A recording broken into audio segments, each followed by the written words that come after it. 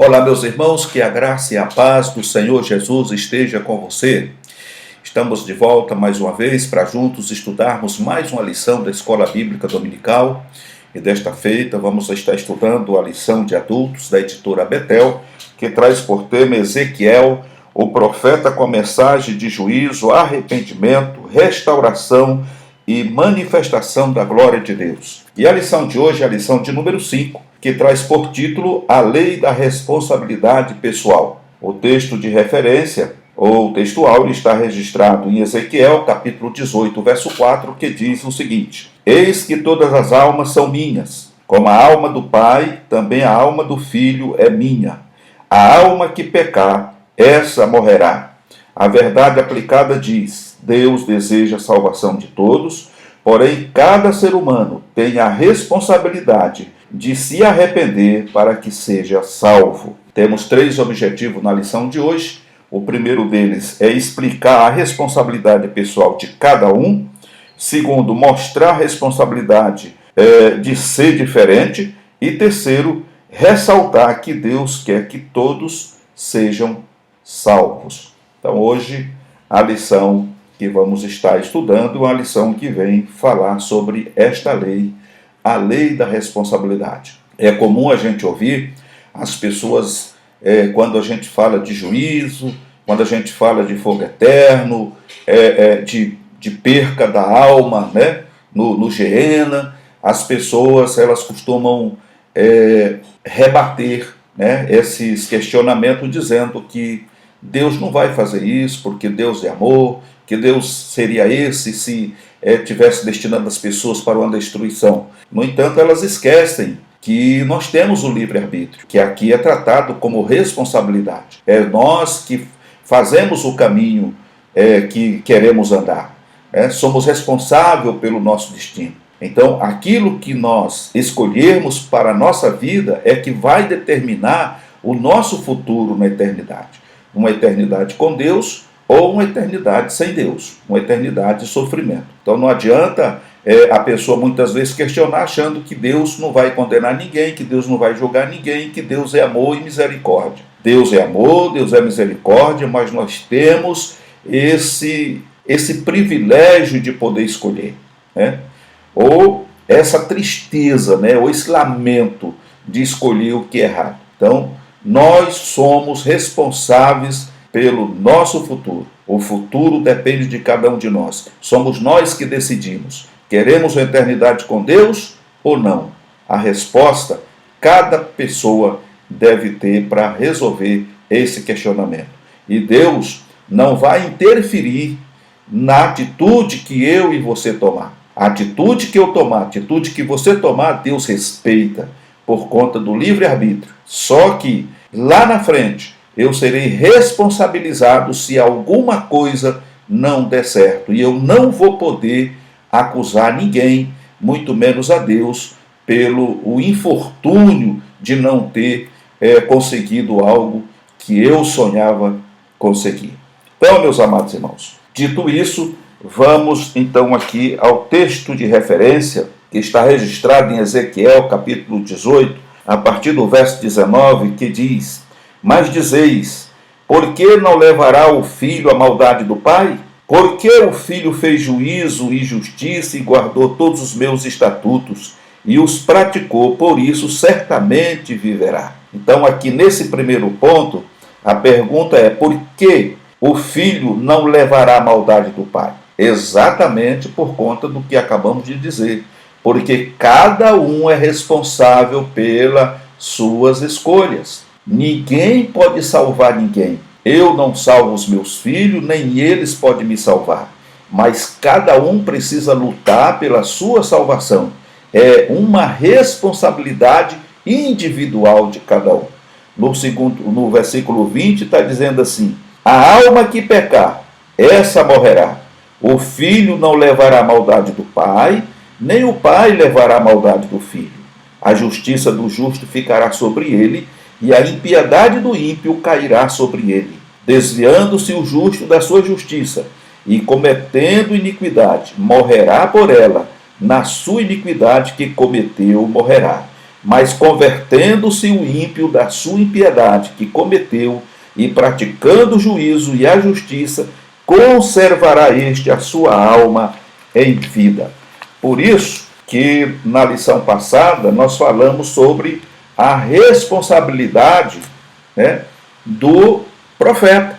O Senhor ali foi bastante claro quando ele disse que se o profeta observasse uma pessoa que cometia justiça, cometendo agora injustiça, andando por um caminho errado, caminho esse que vai levar para a destruição, e esse profeta que está vendo tudo, não o alertar, não o exortar sobre o mal que ele está praticando, para que ele se arrependa e volte a praticar as boas coisas, aquela pessoa morrerá no seu pecado, mas o sangue daquela pessoa será cobrado da mão do profeta, porque viu que ele estava andando desgarrado, andando por caminhos tortuosos, e não fez nada para que esse caminho fosse consertado, ou que aquela pessoa mudasse de atitude e voltasse a andar por um caminho direito. No entanto, o que é que o Senhor diz ao profeta? Se você avisou para ele, exortou, mostrou perigo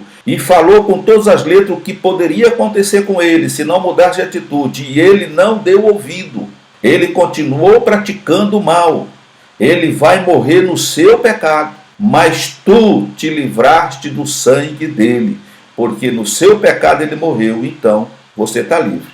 Então esse é o papel do profeta, é de avisar o perigo, ou avisar sobre o perigo, é tocar a buzina, para que a pessoa desperte, para que ela possa praticar coisas que agradem a Deus e que preserve a sua vida. Então nós vimos aí agora, né, um complemento do texto que lemos no domingo passado, avisando que se, mesmo avisado, a pessoa continua na impiedade, ele vai morrer na sua impiedade, mas o profeta se livrou do sangue dele. Mas se ele foi avisado e viu que estava errado e se arrependeu da sua impiedade e começa a praticar o juízo de Deus, a justiça, então ele preserva a sua vida. Ok, meu querido? Então é isso que nós vamos estar estudando, e creio que com a ajuda do Espírito Santo nós vamos entender muito bem essa lição e vamos com certeza colocar ela em prática em nossas vidas. A introdução está dizendo: a presente lição trata do desejo de Deus em salvar a todos e seu chamado ao arrependimento, sem anular a responsabilidade individual e a certeza do juízo divino sobre os que não se arrependerem. Então, a questão é essa, né? O desejo de Deus é que o homem se salve. Deus não tem prazer na morte do homem, antes que ele se arrependa do seu mau caminho, dos seus pecados e viva.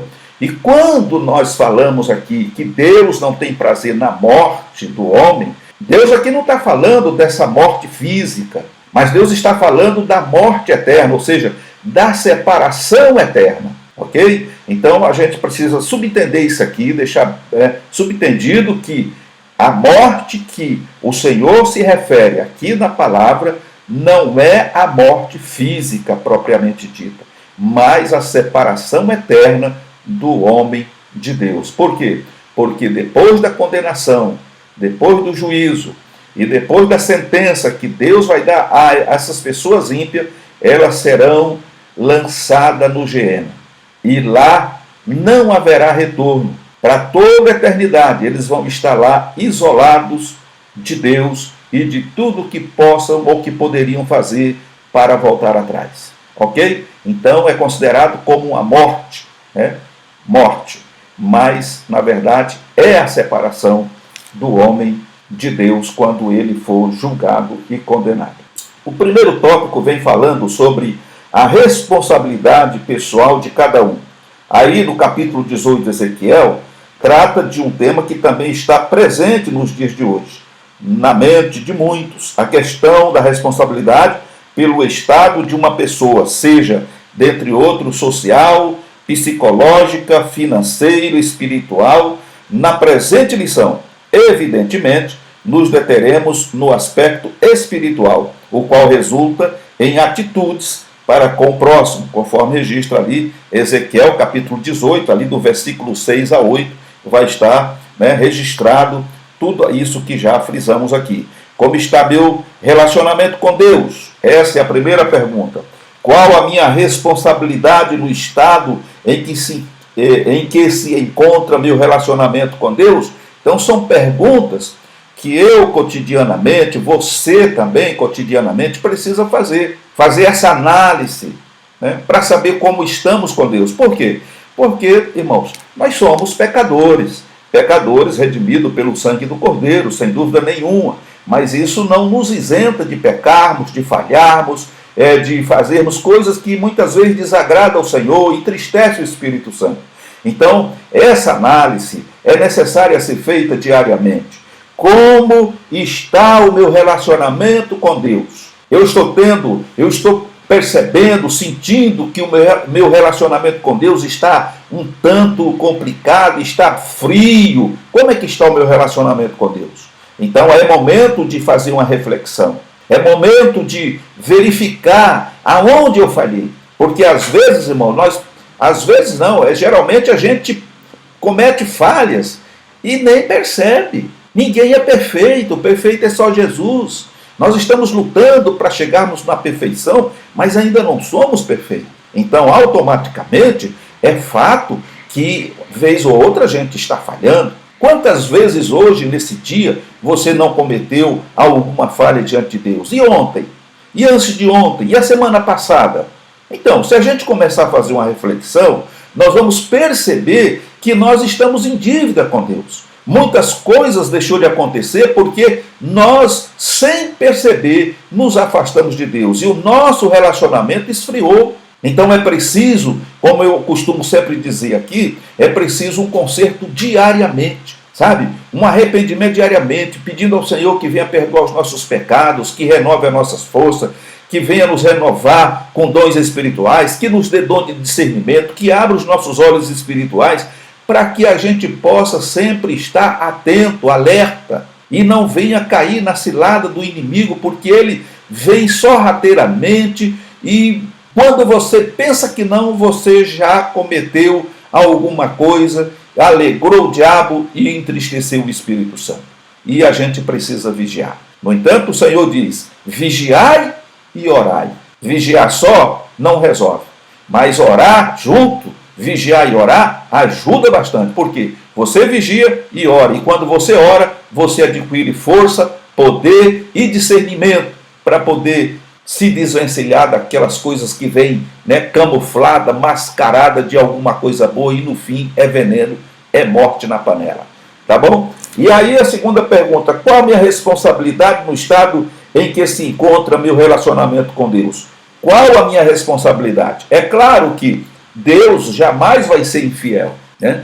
Isso é óbvio. Deus jamais será infiel com você. Nós é que somos infiéis ao Senhor.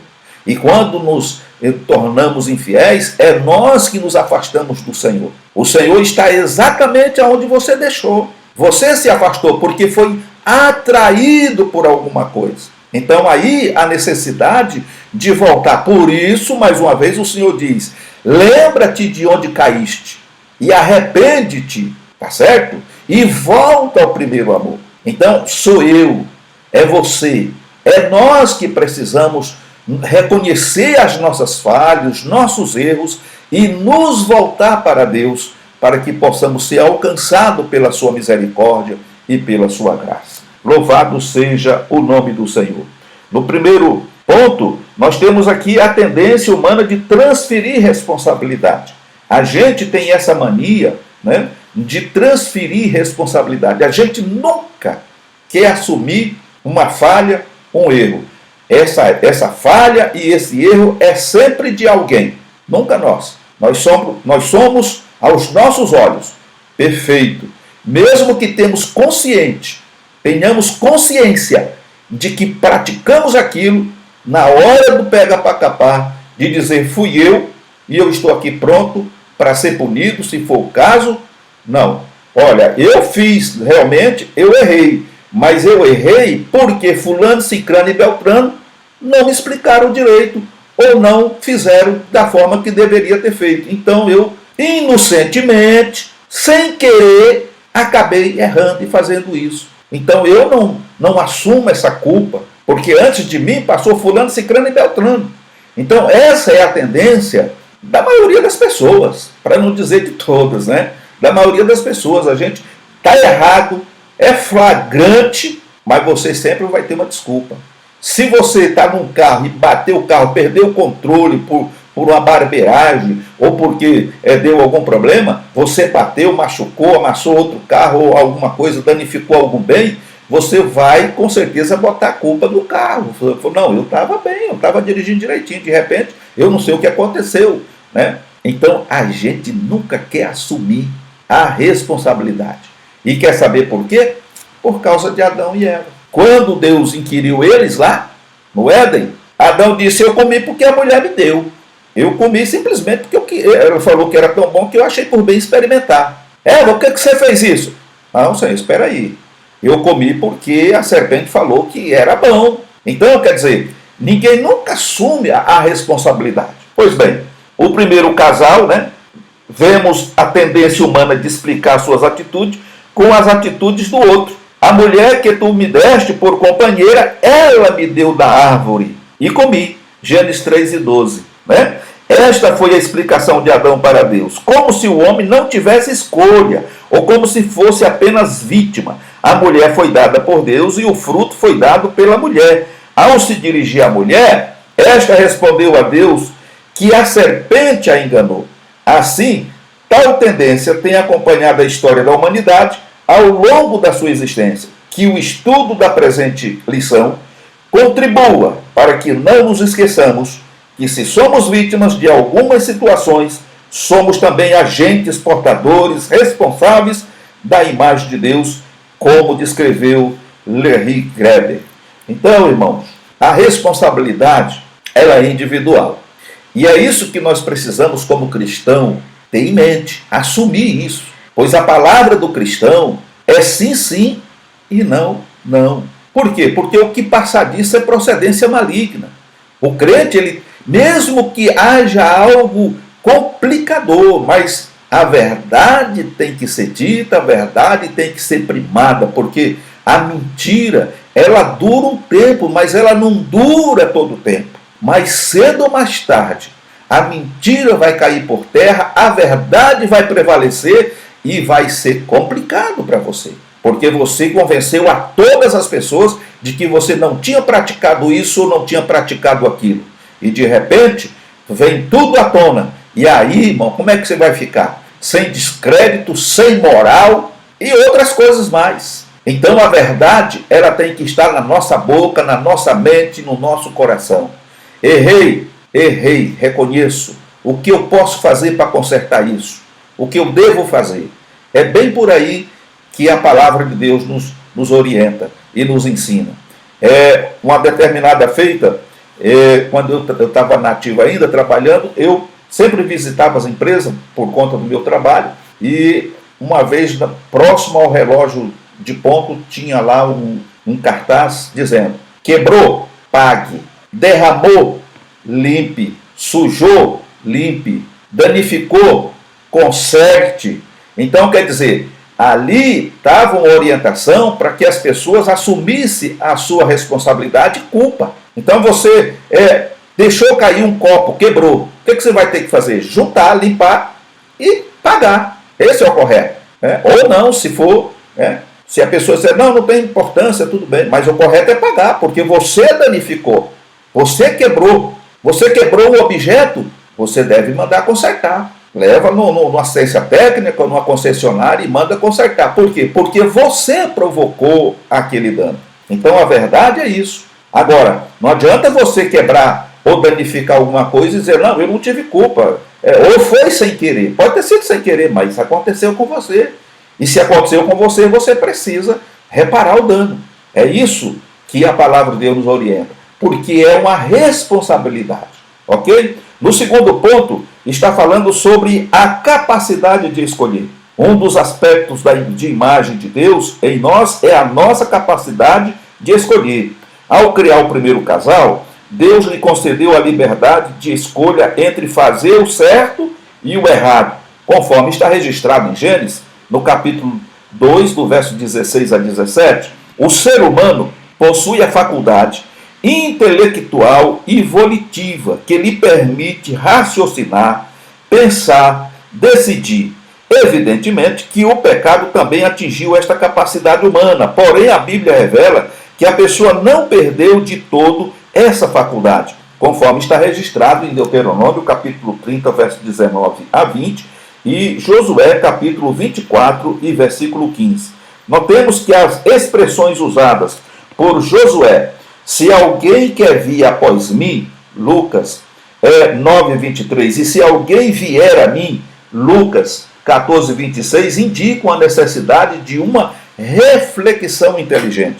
Então, quando o Senhor Jesus faz esse apelo, o Senhor Jesus não quer que a pessoa precipitadamente largue tudo e siga ele. Porque nós vemos um caso, um episódio, onde aquele jovem de qualidade se aproxima de Jesus e pergunta, achando ele por ser um observador das leis mosaicas e guardar os mandamentos, ele queria saber, bom, já que eu sou uma pessoa que sou bastante religioso, que tenho observado aqui as leis e os estatutos e etc e tal, para me ser salvo, o que é que está faltando? E ali naquele episódio, naquela entrevista com o Senhor Jesus, olhando para aquele moço, observou que ele realmente era alguém verdadeiro, que estava falando a verdade, e Jesus o amou. Ou seja, a palavra diz que Jesus o amou porque viu nele qualidade suficiente para ser alguém de bem e herdar a vida eterna. No entanto, ele tinha o coração preso nas riquezas. E aí Jesus, olhando para ele, disse assim,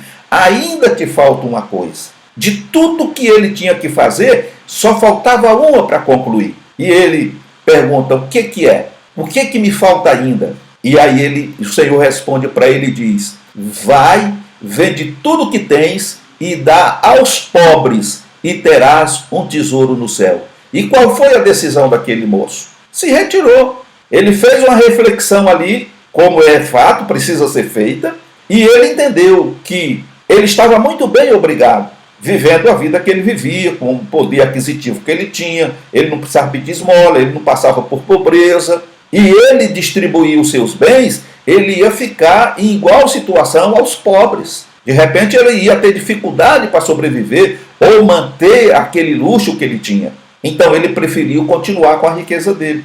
Então quando Jesus disse, quem quiser vir após mim, negue-se a si mesmo e siga, então o Senhor está dizendo o quê? Você pensa direito. Você vai abrir mão de tudo que você tem para me servir. E aí, se você fizer isso, você vai ter um galardão no céu. E aí Jesus ainda diz que o melhor mesmo é juntar tesouro no céu, onde a traça não chega, a ferrugem não corrói, o ladrão não rouba, e você não fica com o coração preso nisso. Porque a riqueza, ela provoca essa situação nas pessoas. Tem medo de ladrão, tem medo de sequestro relâmpago, medo de sequestro que demora muitos dias. Enfim, a pessoa praticamente não sai de casa sozinha. Por quê? Porque ela tem medo de ser abordada na rua e ser sequestrada por alguém que o conhece e sabe que ele é possuidor de uma grande fortuna. Então, quer dizer, a liberdade dessa pessoa é cerceada.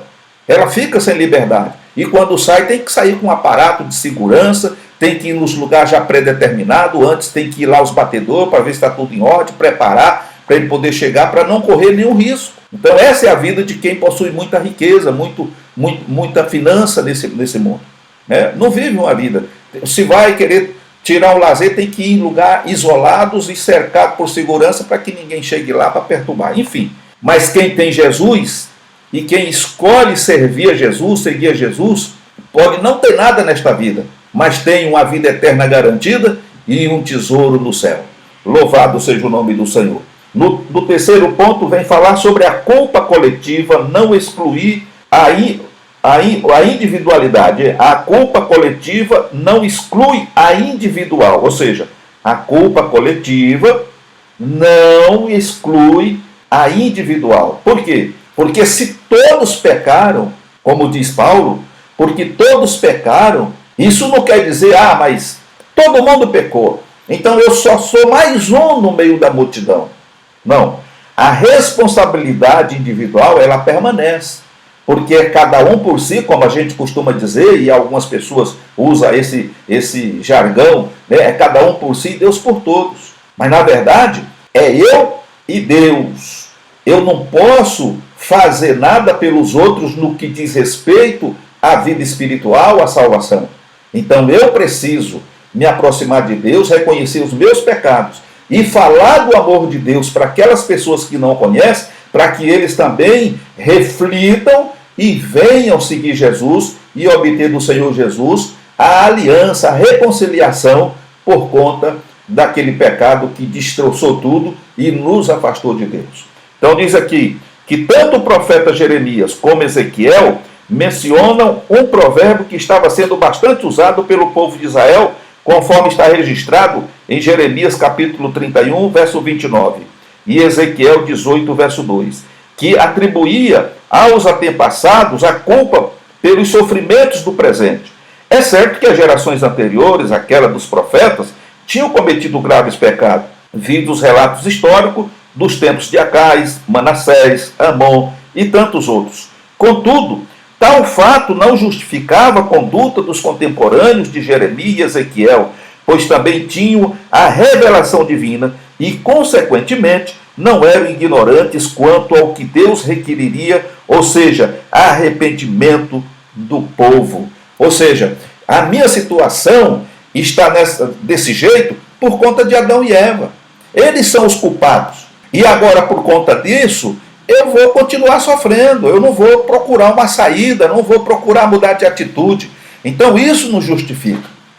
Tá certo? Por quê? Deus providenciou o resgate por meio de Jesus Cristo. E lá no passado, conforme vimos aqui, Deus manda os profetas, avisando aquelas nações de que, se eles não mudassem de atitude, se eles não voltassem a praticar as boas obras, guardar os mandamentos e os estatutos que Deus tinha determinado, Deus os puniria. E eles deram ouvido de mercador.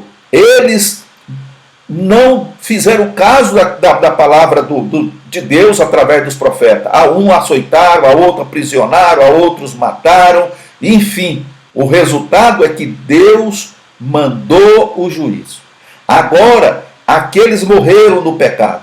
Muitos foram mortos pelos exércitos inimigos, outros morreram no exílio, né, na escravidão, mas vieram ali os remanescentes. Agora, aquele povo também, eles culpavam os seus antepassados pela miséria, pela desgraça que estava se abatendo sobre eles e eles escravizados.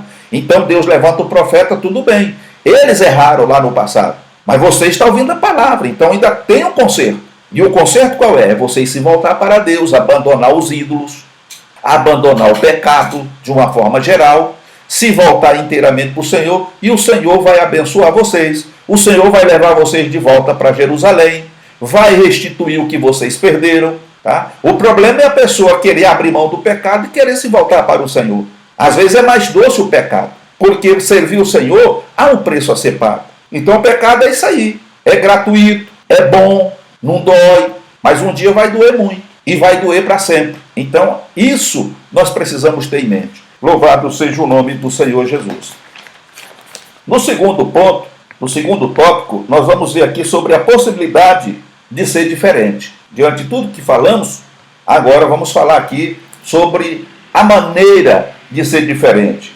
Aí, o capítulo estudado na presente lição de Ezequiel 18 trata de um assunto presente em muitos outros registros bíblicos. Ou seja, um passado pecaminoso ou justo de uma família não significa que automaticamente a geração seguinte irá vivenciar a mesma realidade independente das escolhas e comportamentos, conforme Ezequiel capítulo 8, versículos 5 a 18.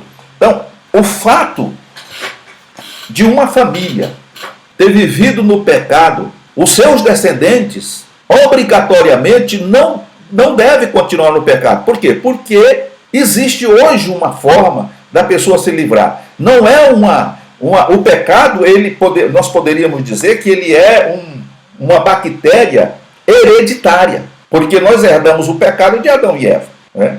E como diz o salmista, fomos concebidos em pecado, gerados em pecado e nascemos em pecado. Porém, o sangue de Jesus nos purifica desse pecado. Então, a pessoa pode ser idólatra, pode ser da forma que for, mas o descendente dele pode ser diferente daquele que passou. Por quê? Ele reconhece Jesus como Salvador, não vai pela idolatria, não entra pelo caminho dos vícios, não entra pelo caminho das drogas, nem da prostituição, porque ele resolve, ele decide, ele toma a decisão de servir ao Deus vivo. E Deus muda o seu caráter, muda a sua vida. Então não é porque a minha família no passado morreram no pecado, porque não quisessem voltar para Deus, que eu seja obrigado a viver naquele mesmo modo vivendo que meus antepassados viveram. Eu posso mudar essa realidade. Nós podemos mudar essa realidade, porque a salvação é individual. Eu não posso forçar ninguém a ser crente. Eu não posso levar ninguém comigo, né, para a eternidade com Deus. Mas cada um por si pode fazer a sua parte. A escolha é minha, a escolha é sua, a escolha é nossa. Eu escolho o que eu quero para o meu futuro, para a minha vida.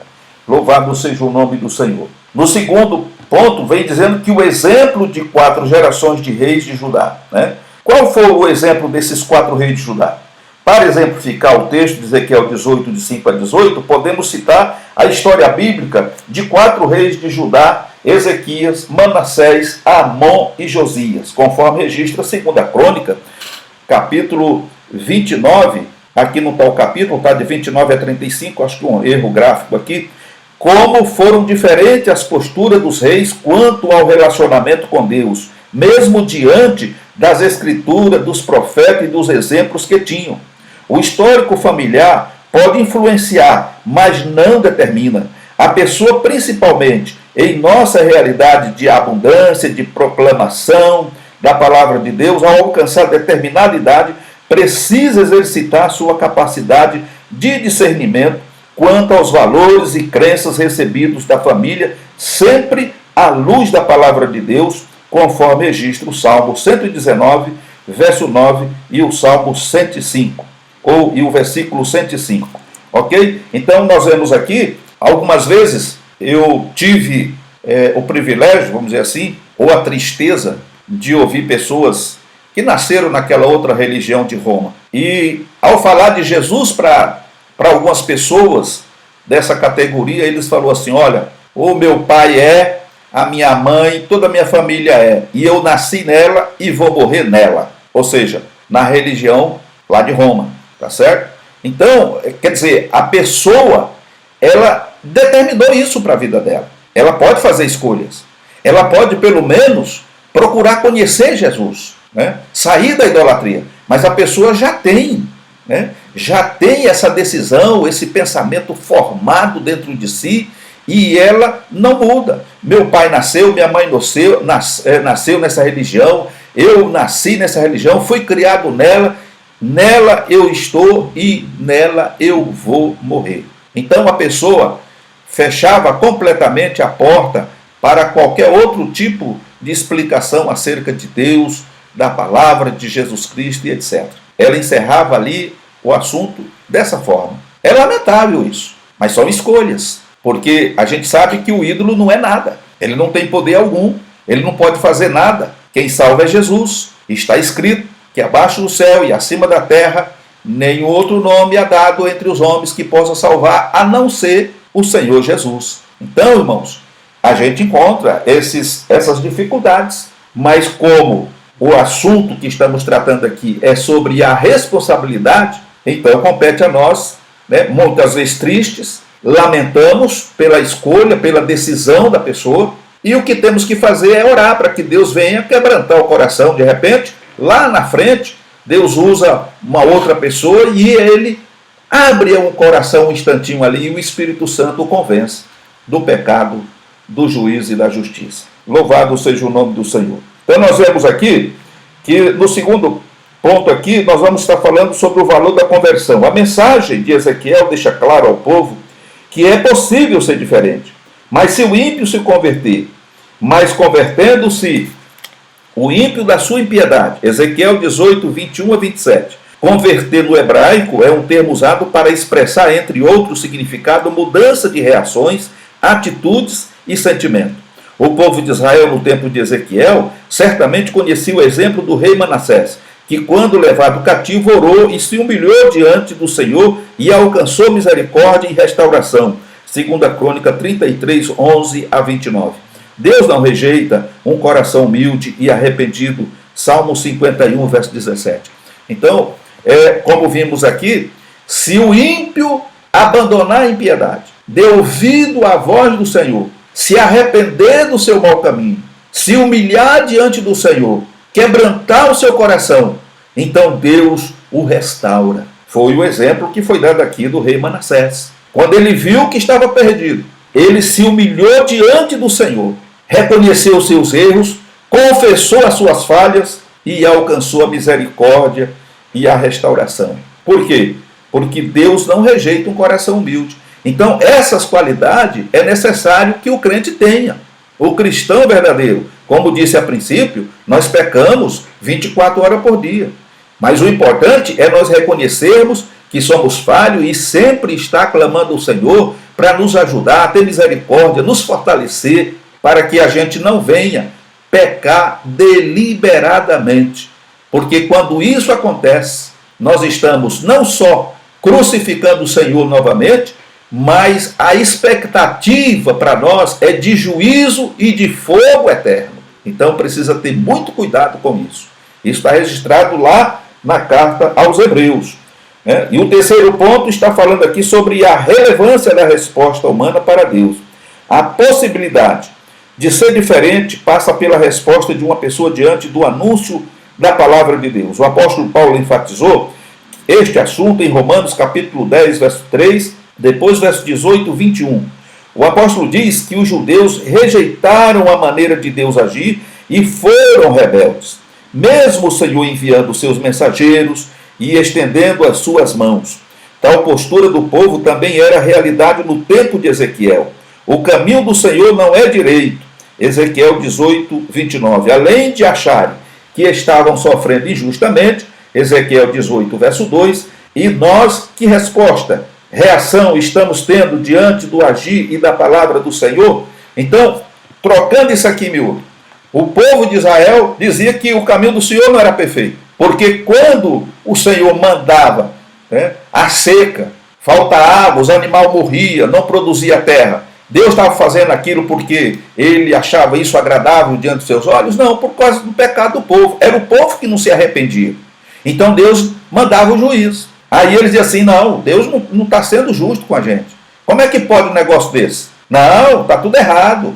E aí se voltava para os ídolos. Viravam as costas para Deus. E na verdade o Senhor mandava os profetas, mas eles preferiam ver e acreditar no que estavam vendo do que na palavra de Deus, ou seja, eles rejeitavam a mensagem de Deus. Então Deus ia punindo, ia punindo. E nos dias atuais, o que é que está acontecendo? E nós, que resposta ou que reação estamos tendo diante do agir e da palavra do Senhor? Será que nós estamos acatando a palavra de Deus? Estamos observando a palavra de Deus? Ou a gente está transigindo com o pecado?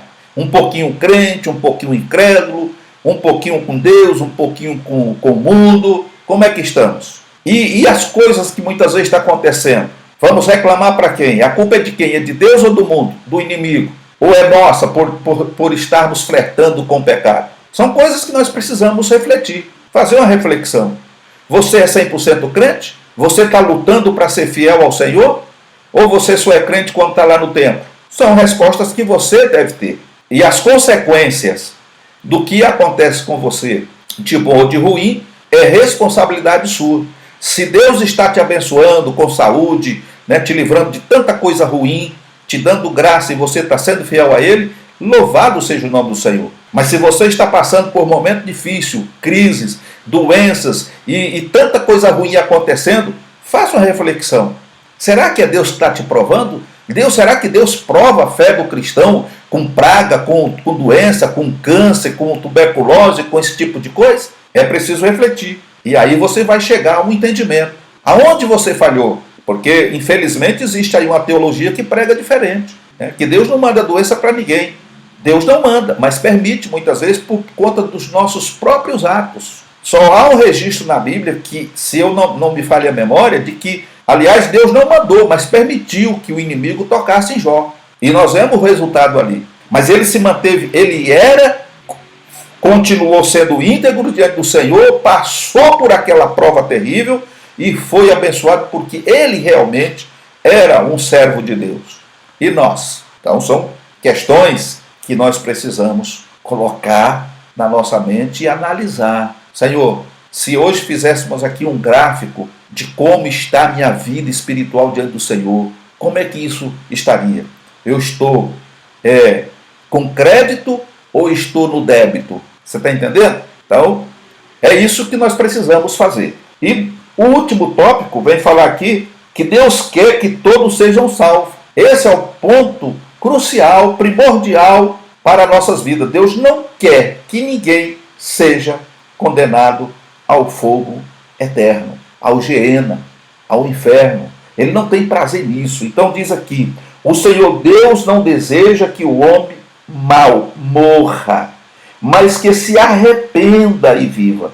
Ezequiel 18, 23 e o verso 32. Desde a queda no Éden, o Criador tem revelado o seu interesse em restaurar a humanidade, anunciando a vinda da semente da mulher, providenciando vestes adequadas para o primeiro casal, preservando Noé e sua família, chamando Abraão e revelando o seu plano para abençoar todas as famílias da terra, conforme Gênesis capítulo 3, versículo 8 e 14.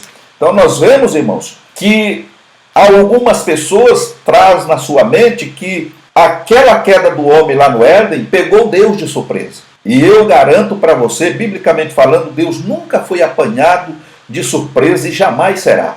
Porque Deus, ele é atemporal. Ele não está sujeito ao tempo. Ele é onisciente. Ele é onipresente. Enfim, Deus é Deus. Louvado seja o nome do Senhor. Então, quando aconteceu, Deus já tinha a resposta para tudo aquilo que aconteceu. Deus já tinha planejado tudo o que iria acontecer no futuro para o resgate da alma do homem, da lama do pecado, das correntes de Satanás, da escravidão do pecado. E Deus cumpriu isso. E João, enfaticamente, ele diz com todas as letras, lá no capítulo 3 do livro que traz o seu nome, dizendo: Deus amou o mundo de tal maneira que deu o seu Filho unigênito para que todo aquele que nele crê não pereça, mas tenha vida eterna. Então veja que esse amor de Deus, ele é abrangente, mas é somente para aquelas pessoas que creem. É como está registrado lá em Marcos: ide por todo mundo e pregou o evangelho a toda criatura.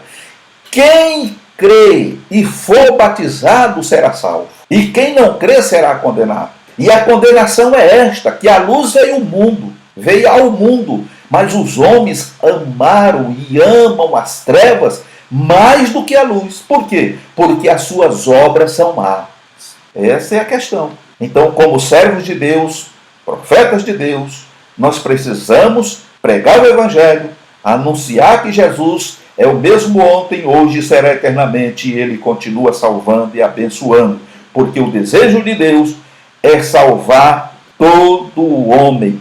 Aleluia! O desejo de Deus em salvar não anula o juízo. Ou seja, eu quero te salvar, Deus quer te salvar, Deus quer me salvar, mas se eu recuso, o juízo está à porta. A sentença está à porta. Não tem desculpa. Então veja bem, o Senhor Deus, além de chamar o povo à conversão, também anunciou que se continuassem com as transgressões e iniquidades, estariam sendo julgados pelo que estavam fazendo, conforme está registrado em Ezequiel 18, verso 30. A mensagem do julgamento divino também fazia parte da pregação de Jesus, conforme está registrado em João capítulo 12, do versículo 46 a 48. Como comentou, a palavra de julgamento no último dia, portanto, não é diferente da palavra de vida já anunciada. A mensagem que proclama vida para o crente é a mesma que proclama condenação para o desobediente. Então veja, há duas questões. O crente já tem a palavra de vida, recebeu Jesus como Salvador, já tem a vida eterna. Porém, para aqueles que são desobedientes, há condenação eterna. E nesta também pode ser incluída pessoas que hoje são crentes e amanhã vão se desviar e voltar para as mãos de Satanás. Se eles morrerem sem se arrepender dos seus erros, dos seus pecados, ele não vai subir, ele vai descer para o abismo. Está escrito, ele vai descer para o abismo. E vai aguardar o dia do julgamento final para receber a sentença. Ah, mas o que eu fiz? Ezequiel diz, tudo que você fez de bom será esquecido. Deus não vai dizer assim, olha, guarda aqui nesse livro aqui as benfeitorias, todo o bem que o Elias fez, deixa reservado, porque naquele dia nós vamos julgar ele pelo que ele fez de bom. Não. Se você deixou de praticar as boas obras, tudo aquilo que você praticou no passado é apagado, irmão. Esquece. Cada dia é um dia. Você tem que viver um dia de cada vez na presença do Senhor e fazendo a vontade do Senhor. Ah, mas eu fiz, eu preguei muito, eu ajudei, eu até orei pelos enfermos, eles foram curados, foi uma bênção, uma maravilha. Sim, você está falando do passado, foi. Mas e o presente? Como é que está hoje? Como é que você está vivendo hoje? Continua transigindo com o pecado? E se a morte chegar hoje para você, para onde você vai? Então são perguntas que merecem resposta e que essa resposta está com você. Então você precisa decidir. Eu quero estar com o Senhor na eternidade ou eu quero estar na eternidade junto com Lúcifer e sofrer por toda a eternidade? São perguntas que têm a resposta. E a resposta você tem. É só refletir. No último tópico, no último ponto, vem falar aqui que cada um é responsável por seus atos diante de Deus. É importante trazer sempre à mente a verdade bíblica da futura prestação de contas diante de Deus. A graça de Deus não nos libera para sermos descuidados quanto ao nosso viver neste mundo. Todos vamos comparecer, porém a prestação de contas será individual, conforme registra Paulo aos Romanos, no capítulo 14, verso 10 e 12. Tal certeza deve despertar em cada discípulo de Cristo um autoexame, sempre à luz da palavra de Deus e a ação do Espírito, conforme 1 Coríntios, capítulo 11, verso 28, 2 Coríntios, capítulo 13, verso 5, sabendo que enquanto neste mundo não alcançarmos, sabendo que enquanto neste mundo não alcançaremos um auto-julgamento completo, conforme está registrado 1 Coríntios, capítulo 4, verso 4 a 5, e 2 Coríntios, capítulo 5, verso 10. Dito isso, nós entendemos aqui que nós precisamos ter sempre à mente a verdade bíblica da futura prestação de contas. Todos nós vamos nos apresentar diante de Deus. Aqueles que forem arrebatados, salvos, lavados e remidos pelo sangue do Cordeiro, eles encontrarão com o Senhor Jesus nos ares, nas nuvens, longe dos olhos da humanidade. Dali eles seguirão para o tribunal de Cristo, aonde eles serão galardoados. Ali eles receberão a recompensa pelo trabalho ou não que fez. Quem trabalhou para o Senhor, quem fez uma boa obra ao Senhor, vai receber galardões.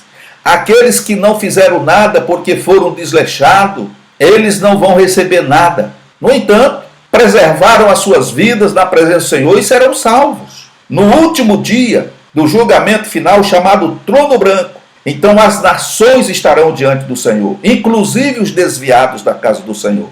E ali eles receberão a sentença, serão julgados pelos seus atos, pela sua impiedade e por tudo que praticaram. E a sentença é a morte eterna. E ponto. Não existe outro meio termo, não tem o purgatório, não tem essa de você morrer e depois voltar transformado num macaco, num porco, num jumento, numa borboleta, para viver uma fase da vida, para poder diminuir a carga, para que você chegue num estágio perfeito. Não tem isso, irmão. É céu e inferno, é vida ou morte eterna. E a decisão está na minha e nas tuas mãos, nas nossas mãos. Portanto, concluindo aqui o texto, aliás, tem o ponto 3 ainda, que fala sobre a palavra de Deus como referência segura. Notemos que a palavra do Senhor inicia desconstruindo um provérbio muito usado pelo povo de Israel, lá em Ezequiel 18, verso de 2 a 3, depois revela como o povo estava equivocado em alguns de seus próprios pensamentos, conforme registra Ezequiel 18, 19, 25 e 29. Nossa segurança está na palavra de Deus, e não é achismo, humanos ou naquilo que a maioria diz. A queda do primeiro casal iniciou quando Eva cedeu à sugestão maligna de que a palavra de Deus estava sujeita ao nosso julgamento, conforme está registrado em Gênesis capítulo 3, de 1 a 5. E aqui tem um comentário de Derek Kinderner, que Antônio Neves de Mesquita, acostumado a ouvir que a nação estava sob a garantia e guarda divina, os israelitas achavam que esta doutrina não era correta, afirmando: o caminho do Senhor não é direito. Noutra linguagem, os pais deveriam pagar pelos filhos, e não os filhos pelos pais, como lhes parecia.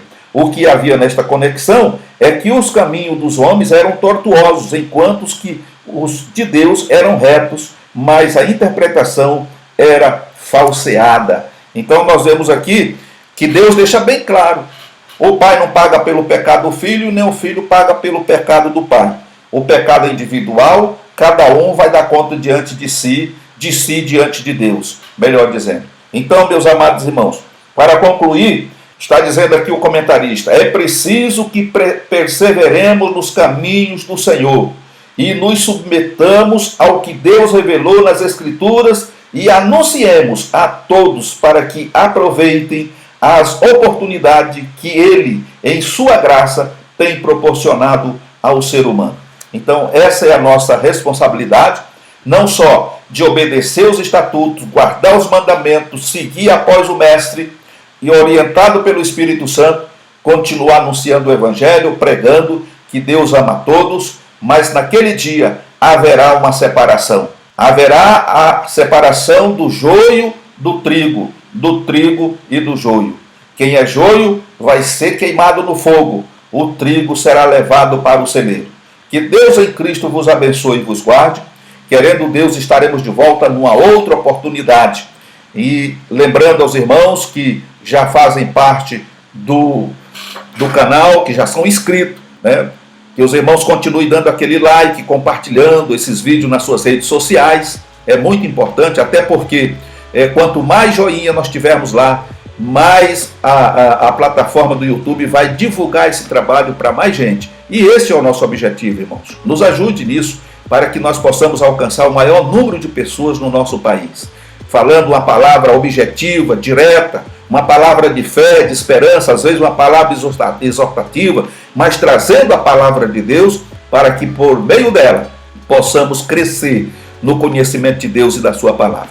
E aos que não são inscritos no canal, o meu pedido é que você se inscreva, venha fazer parte dessa família também. E que Deus em Cristo nos abençoe e até uma próxima oportunidade, se assim Deus nos permitir.